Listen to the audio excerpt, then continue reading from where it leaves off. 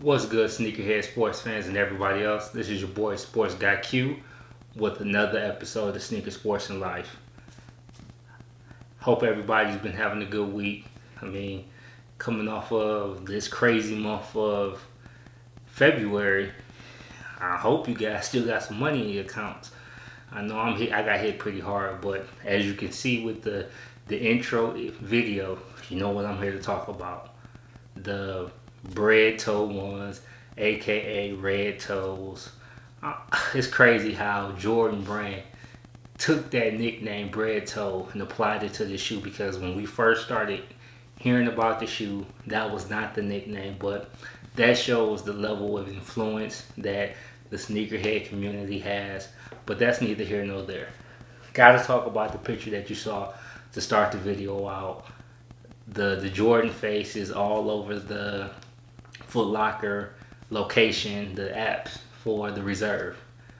I told people, and people have said it on countless apps, on whether it's social media sites, whether it was Instagram, whether it's Snapchat, whether it's Facebook, Twitter, that this shoe wasn't going to be as readily available as people made it out to seem. Yes, we saw a multitude of stores say that they were getting them, but that did not mean anything.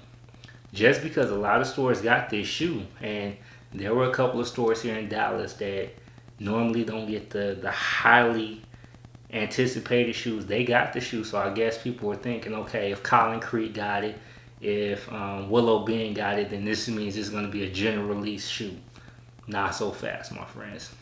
They got the shoe, but they got the shoe only because it was in limited quantities. But hold up, I'm talking about this shoe as if I don't have the shoe. So I know you've seen it in countless videos, but one second.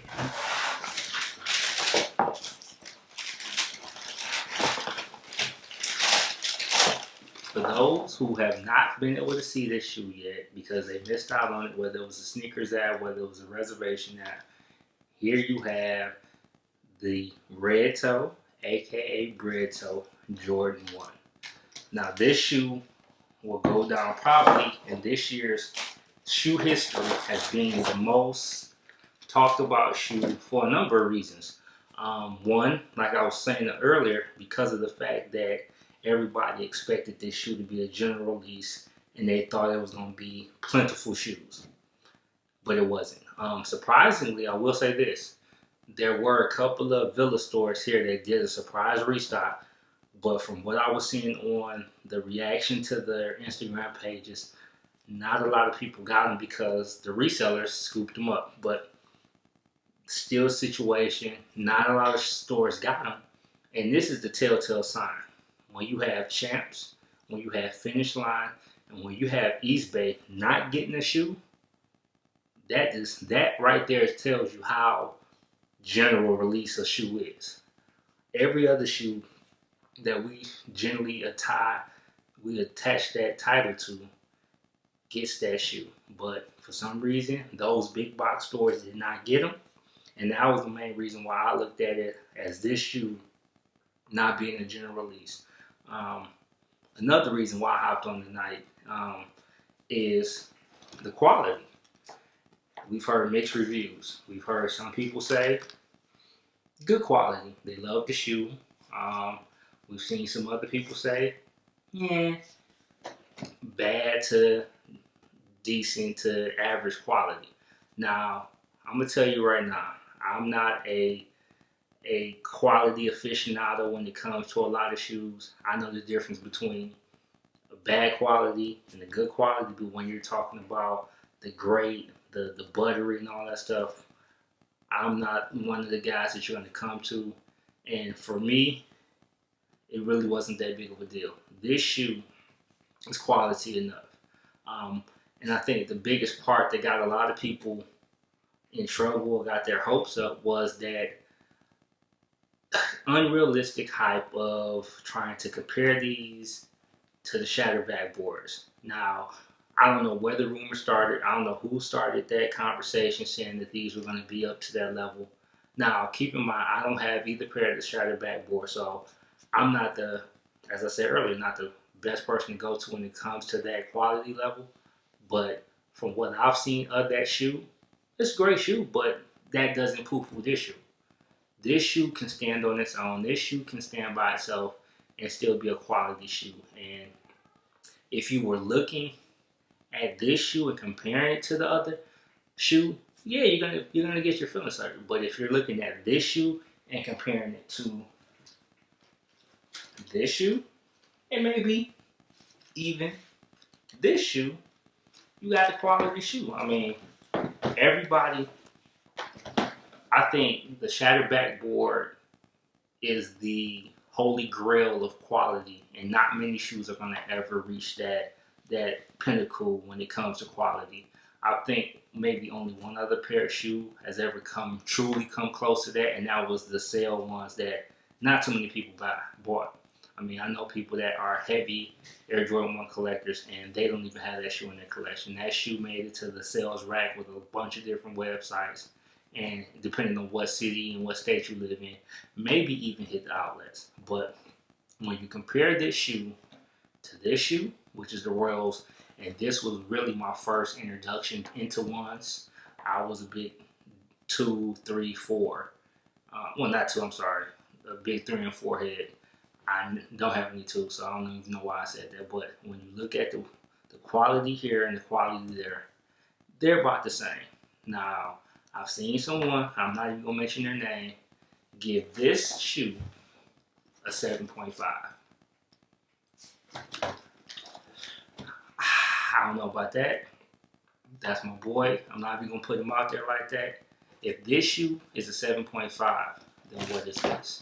And this is not a knock on the Chameleons, because I got this shoe for a steal, and this is a great shoe. But the quality of this shoe pales in comparison to this shoe. So if this is a 7.5, then what is this?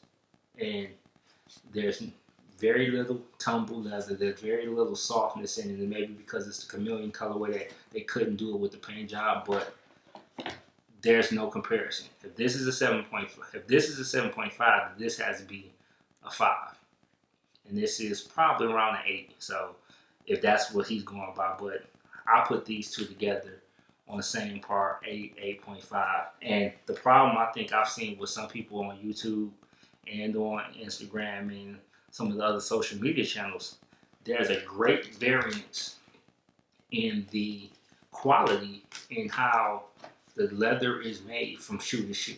So some people may have gotten a quality leather shoe in this, others may not have.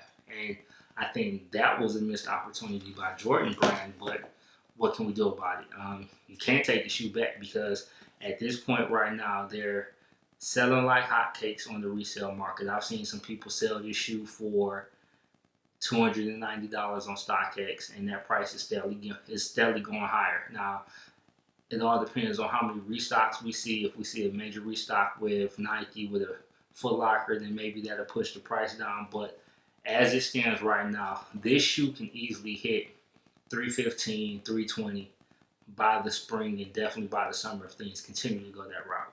So, me personally, I'm glad I got a pair. Kind of wish I would have been able to pick up another pair, but neither here nor there. In the comment section below, tell me what your thoughts is about did you pick it up for one? And what are your thoughts on the quality? Is it A quality, B quality, C quality? And in comparison to other Air Jordan 1s, not the shattered backboards. Not the shattered backboards, because we already come to the conclusion that's the holy grail, and that's the GOAT status, so to speak. But when you look at the Royals, when you look at the Chameleons, when you look at some of the other ones that have dropped, and not even, and no CJ, not even the Shadow 08s, the Shadow ones. No, you can't count them either, because that's a whole different level as well. So where does this rank? Were you satisfied with your pair if you got a pair? And if you didn't get a pair, are you upset that you weren't able to get a pair? It's like I said, the shoe game is getting interesting. February is kind of tapering off. March, depending on what you're looking for, I think the Tinker 3s are coming out. Air Max Day, that's pretty much it. I don't know too many other shoes that a lot of people are really looking for. So maybe you can re-up on your pockets and get ready for the rest of the spring and the summer to have Jordan Brand Nike hit you over the head. But I think after this, I'm taking a break. February was too hyperactive for me, and I need to chill out. But before I let you go, always gotta say thanks for checking out the video. Really appreciate the love and support. If you haven't already done it, hit the like button. If you are watching this video for the first time, hit that subscribe button and hit that notification bell so you'll be kept in the loop.